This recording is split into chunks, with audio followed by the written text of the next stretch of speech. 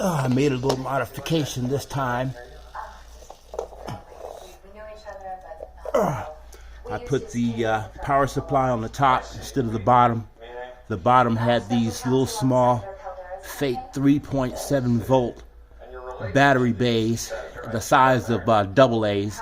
But anyway, even though these are fake, these are regular size 3.7 volt LiPo batteries, lithium batteries. That's lithium ion batteries. So it's better on the top, and that's what's going to happen to SPDR 716. So that's what I like.